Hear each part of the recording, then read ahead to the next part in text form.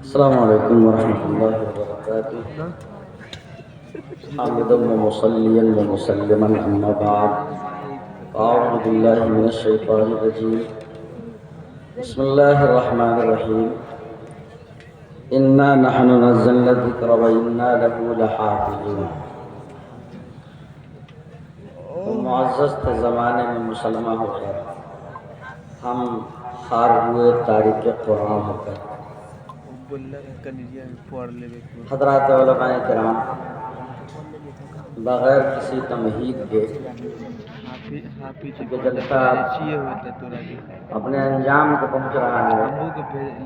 یہ لال بلو کرسی جو ہے وہ چڑھا رہی ہے، خامخواہ آپ بول رہے ہیں اور ہم یہاں سے دیکھ رہے ہیں آپ کو گھور رہے ہیں، اور یہ سلسلہ شروع سے ہی چلا آ رہا ہے۔ میں نے دیکھا میری موجودگی میں حضرت مفتی سہراب صاحب دامت برکاتہ فل رینج میں ہم سب کی طرف سے کفارہ ادا کر رہے تھے، تو کچھ جان تھی مجمع میں، اور لیکن آنے جانے کا سلسلہ پھر بھی تھا۔ میں اب بہت زیادہ جلسوں میں شرکت سے اپنے آپ کو دور رکھتا ہوں الحمدللہ، اس لیے کہہ رہا ہوں کہ مجھے اچھا لگتا ہے یہ سوچ کر کے کہ جلسے میں نہ جایا جائے، کیونکہ جلسے کرانے والے کی ساری محنت ہوتی ہے، وہ پہنچ کر کے یہ معلوم ہوتا ہے کہ رائے گاہ ہے بالکل۔ یہ دکان والے دکان کھول لیتے ہیں بغیر پرمیشن کے، بغیر اجازت کے، یا زور زبردستی کے، یا کسی طریقے سے بیوقوف بنا کر کے، اور ساری روحانیت، ساری برکتیں، ساری عنایات، وہ ساری توجہات ربانی اور رحمانی اور یزدانی وہ ساری کھینچ کر کے ادھر چلی جاتی ہیں، اور ساری لعنتیں اور ساری حماقتیں اور ساری شرارتیں وہاں سے ادھر آ کر کے ٹرانسفر ہونا شروع ہو جاتی ہے۔ نتیجہ یہ ہوتا ہے کہ ایک خاص جو کیفیت ہونی چاہیے کہ جلسہ سے جو ایک نور پیدا ہونا چاہیے، اس کا جو ایک فیضان جس کے اندر دوام و استحکام ہونا چاہیے، وہ اپنی موت اپنے آپ مر جاتی ہے۔ یہ قدسیوں کا ہجوم، 48 کی تعداد، یہ حفاظ کرام کا سیلاب، یہ اتنا دلکش منظر کہ اس کے اوپر ہی اگر صرف بات کی جائے، ان کو صرف دیکھا ہی جائے، کچھ نہ کرے، کوئی نہ بولے، اتنی ساری فہرستی لمبی مقرری کہ کوئی کچھ نہ کرے، ان کو پہلے ہی دستار دے دی جاتی۔ حضرات علماء کرام یہاں پر اپنی پوری متانت و سنجیدگی و وقار کے ساتھ آ کر بیٹھ جاتے، قسم خدا کی آپ کو اتنا ہی ثواب ملتا جتنا بول کر کے مل رہا ہے، لیکن یہ سارا گڑ گوبر ہو گیا۔ اس میں ہماری بھی غلطی ہے، ہماری مطلب ہم سامعین کی بھی، اور انتظامیہ کی بھی غلطی ہے، اور وہ نالائق لوگ جو گھومنے کے لیے ایک مزاج بنا کر کے گھر سے آتے ہیں کہ جلسہ دیکھنے جا رہے ہیں، چاہے وہ کسی بھی صنف سے ہو، صنف نازک سے ہو یا صنف کٹھن سے ہو، سارے دونوں برادری پاگل ہیں جو سڑکوں پر گھوم رہے ہیں، اور ہم لوگ بھوکوں کی طرح سے بج رہے ہیں۔ اور اس کے بعد پھر باتیں آتی ہیں کہ آپ نعت پڑھ دیجیے، اتنے بجے دعا ہوگا، یہ ساری سیٹنگ ہے۔ یہ حضرت اقدس مولانا محمود حسن صاحب گرولوی رحمۃ اللہ علیہ، ان کی زندگی کا ایک ایک لمحہ اتنا قیمتی، کیا بتایا جائے، اور ان کو لا کر کے ان کی راتیں خراب کرنے کا سارا کام ہم لوگ کرتے ہیں۔ تو اس کے لیے کچھ قربانی اگر ہے تو کچھ پھل ملنا چاہیے، یہ کچھ پھل ملنا چاہیے۔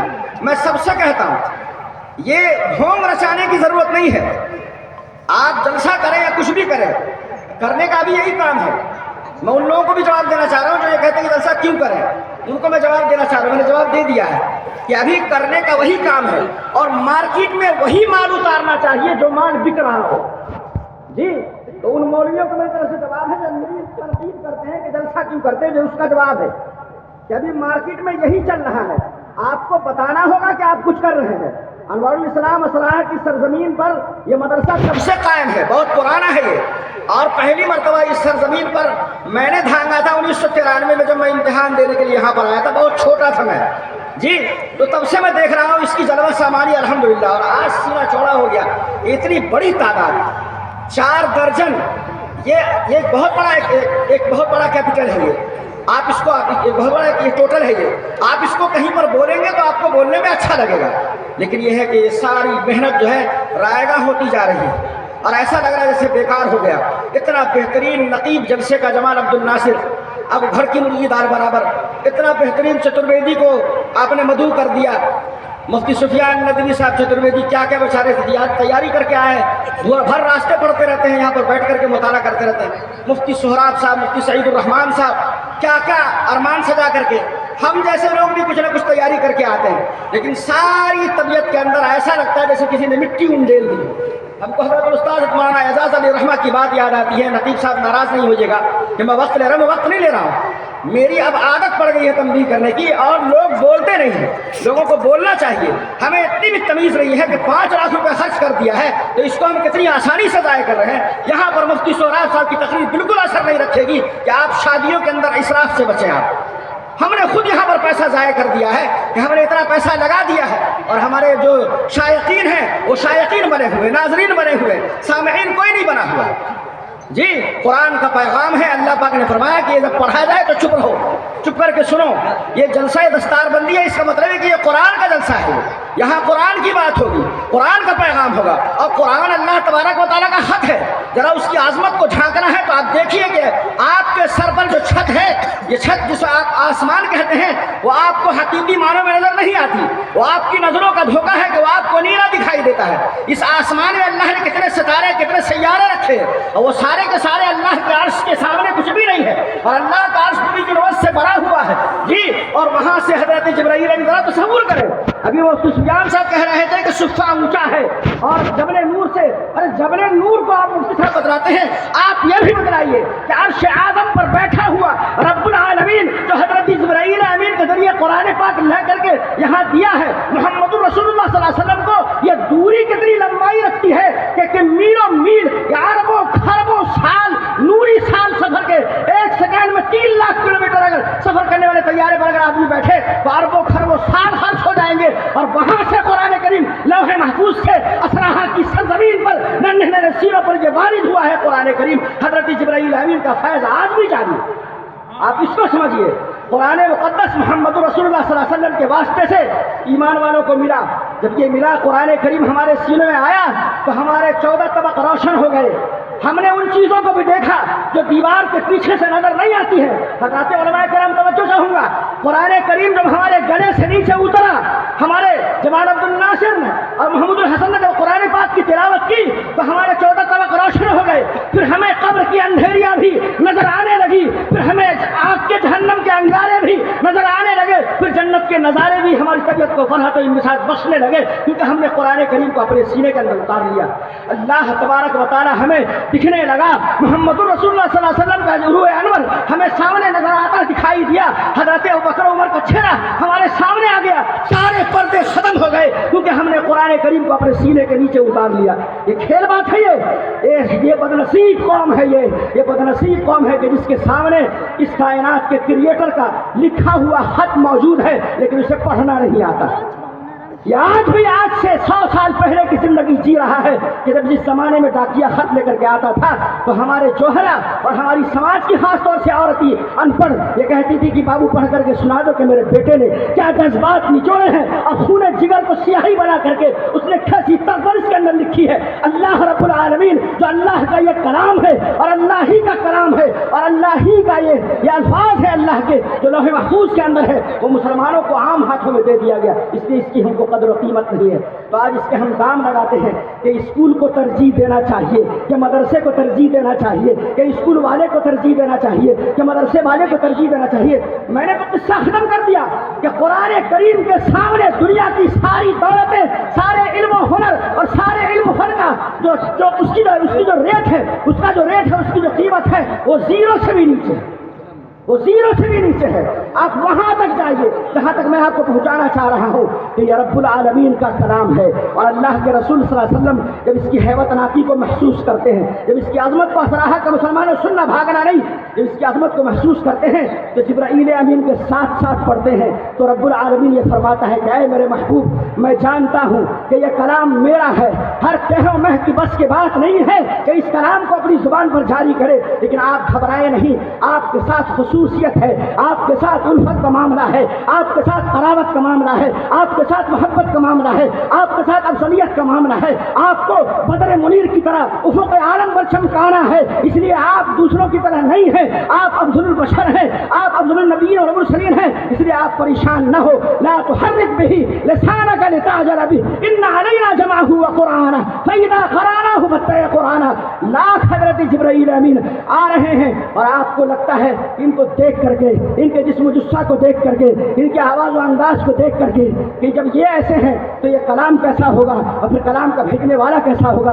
मबादा कहीं भूल न जाऊं तो अल्लाह के रसूल सल्लल्लाहु अलैहि वसल्लम को अल्लाह तबारक व तआला, ये तो मोहम्मद रसूलुल्लाह सल्लल्लाहु अलैहि वसल्लम का एहसान है, करम है कि अल्लाह तबारक व तआला ने उनके वास्ते से ऐसे ऐसे सीनों को इसके लिए हमवार किसके अंदर लगा। इसमें तो बहुत सारे बच्चे थोड़ी सी उम्र की पुख्तगी को भी पहुंचे हुए हैं। आज तो सोशल मीडिया का ज़माना है, आप देखते होंगे कि 21 दिन में हाफिज़ कुरान, जी 1 महीना में हाफिज़ कुरान, 100 दिन में हाफिज़ कुरान।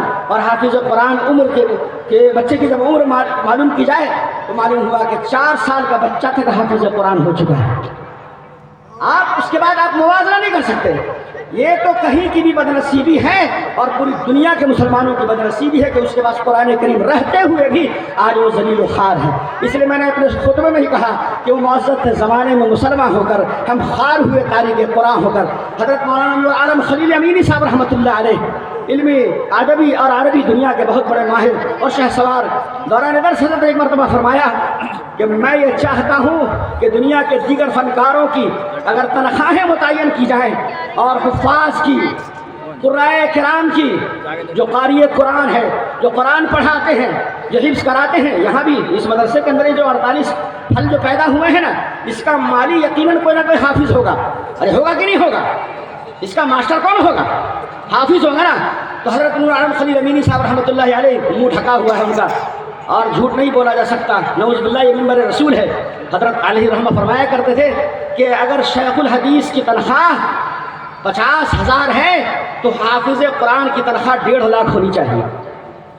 ये 2007 में उन्होंने कहा, हमारे अरबी अदब के साल में। अब आप देख लीजिए 3, 5, 18 साल पहले, तो आपको क्या होना चाहिए।